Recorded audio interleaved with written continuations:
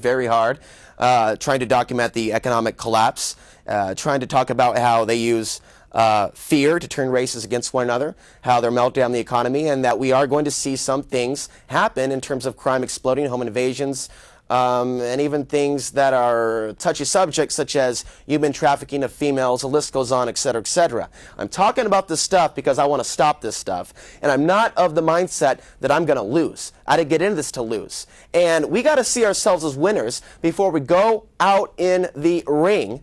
And when you're taking a heavier, bigger, stronger opponent, you have to see yourself knocking that person out, knocking out your opponent. Not that I'm encouraging violence, but in terms of our intent and our ability to see ourselves as powerful, that is more important than most of us even realize at this moment.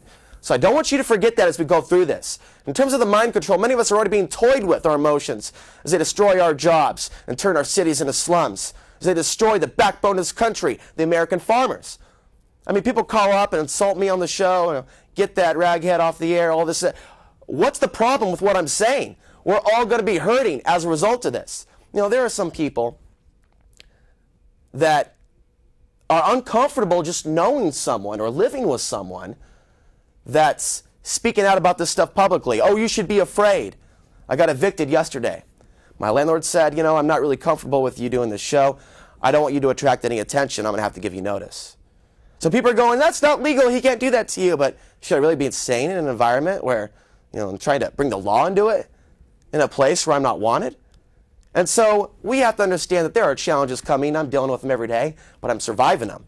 A lot of these challenges that we are facing and the world, we can overcome them. And when we do, it makes us stronger, a lot stronger. And it changes us. It improves our character. And I've been reflecting deeply on a number of things over the course of the last week, and we'll talk about some of those things. But we need to be aware that this is serious when we see U.S. foreclosures spike 81% in 2008. We also see China becoming the world's third largest economy.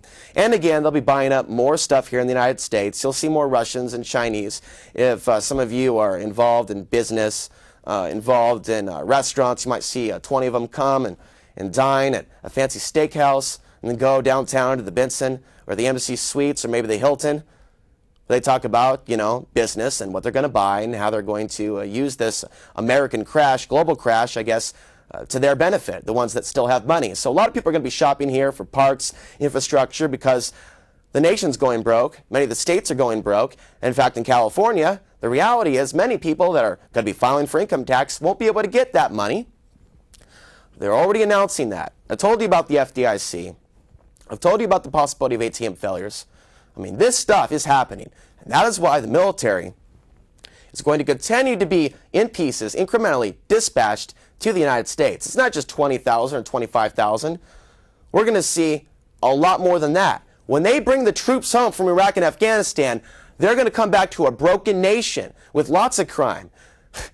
Now they're going to be hiring more cops. They say cops, that's the funding for that's the last thing to go and the city goes broke. But after that goes, then you have the military. In a worst case scenario, you have foreign troops. The reason why they've been training foreign troops to operate in the United States is because a lot of Marines won't shoot on fellow Americans. And they know this. They did studies in the past, so they found this out through their questionnaires, long before 9/11, by the way, in the early 1990s. All this is public.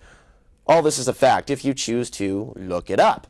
Revolution is in the air because the people are feeling the brunt, the fire of the New World Order. Unfortunately, the New World Order wants people to protest violently. That way they have the pretext to crack down, quarantine a zone, enact martial law.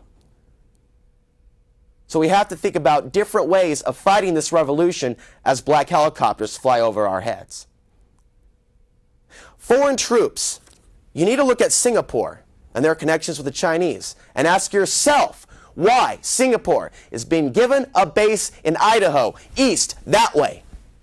Singapore and China, war game drills. It's fine. It's fine. It's 1929.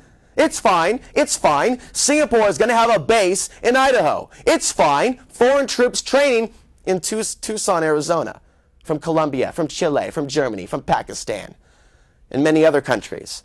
And you've got to be suspicious when they bring in troops from other countries that have grown up seeing violence their entire lives. They are setting the stage for a third world war It will include India. It will include perhaps Pakistan if the escalations continue between them. It could include Iran, but the reality is the heavy hitters will be China, Russia, and the United States. But it's all staged. If you take a look at the vacations Bush has had with Putin, Bush has had with Hu Jintao, if you take a look at how the Shanghai Cooperation Organization is getting more and more clout every day, more and more talks with NATO. We see Russia cutting off natural gas to Ukraine. That's affecting the EU. This is a crisis that we're facing, and it's not because we're running out of resources. They're staging a conflict. They own the resources.